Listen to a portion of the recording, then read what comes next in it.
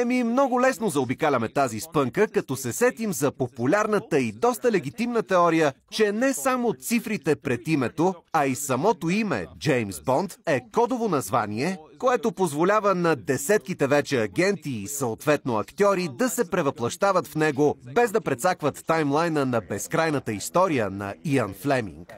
Въпреки че в On Her Majesty's Secret Service показват надгробния камък на убитата му жена, а в Skyfall на родителите му. И всички с фамилията Бонд, което пребива малко тая теория, ама това са само подробности. Може и Джон Мейсън да е кодово име или някакво прикритие, с което просто са го заловили, както агент Уомък доста силно подкрепя като теория. This man has no identity, not in the United States or Great Britain. He does not exist.